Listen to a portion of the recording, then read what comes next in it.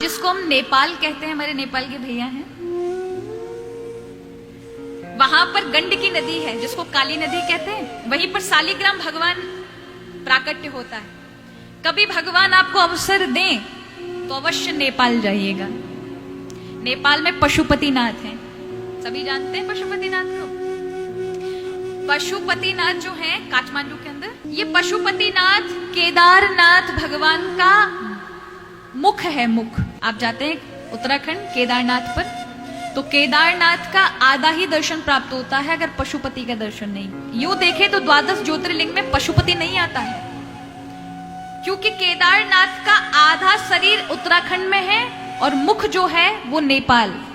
पहले उसका नाम था नयापाल, जिसको अब हम नेपाल कहते हैं। तो वहां पशुपति भगवान का यानी भगवान शिव का सिर गिरा, तो वो सिर जो है आप देखते हैं वहां पर भगवान के स्वरूप का मुख का ही दर्शन वहां आपको मिलता है। पांडवों की ऐसी कथा है कि पांडव एक बार भगवान शिव का दर्शन करने के लिए उन्हें ढूंढने के लिए गए, तो भगवान शिव भैंसे का रूप बना करके वहां पर विचरने लगे उत्तराखंड में। तब पांडवों ने पकड़ा उनको पीछे से, तो उन्होंने सिर झुका लिया, तो वही सिर नेपाल में उपस्थित है पशुपतिनाथ के नाम से, और आधा भाग केदारनाथ के नाम से यहाँ उत्तराखंड में है। तो यहाँ नेपाल में जो गंडकी नदी है, जहां से शालिग्राम शिला बहकर आती है, वहां की शालिग्राम शिला यदि कोई घर में ले आए, और मैंने जैसा कि बताया ये 5 चीजें जिसके घर में हो वो घर वैकुंठ हो जाता है। पता है ना, सबको याद है। शालिग्राम शिला कहाँ की? इसी गंडकी नदी नेपाल की होनी चाहिए। अगर आप जाएं तो हमेशा छोटी शिला लेकर आए, बड़े बड़े नहीं, छोटी लेकर आए, जिसको आप पूजा ग्रस्तों के लिए बता रही हूँ, मंदिर के लिए बड़ी चाहिए होती है ना। आप ग्रस्त हैं तो आपको छोटी शिला चाहिए।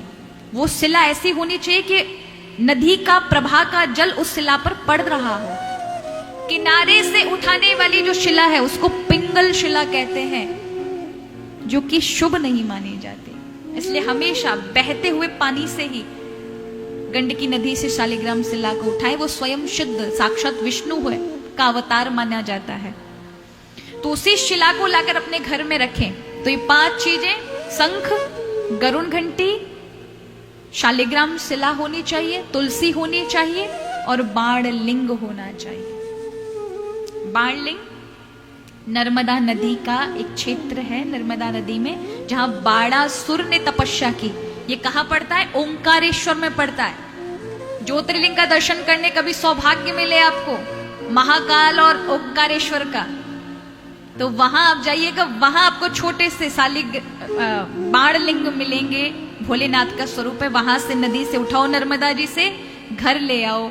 अन्य शिवलिंग की स्थापना करने के लिए प्रतिष्ठा की जरूरत होती है। जीव बीज मंत्रों की आवश्यकता होती है प्रतिष्ठा के लिए, विधि पूजन की आवश्यकता होती है। लेकिन बाण लिंग को यदि घर में लेकर स्थापित किया जाए बिना किसी मंत्र के ही, वो स्वयं में ही शिव होते हैं, तो वो घर वैकुंठ बन जाता है, जिसके घर में ये 5 चीजें होती ही हैं।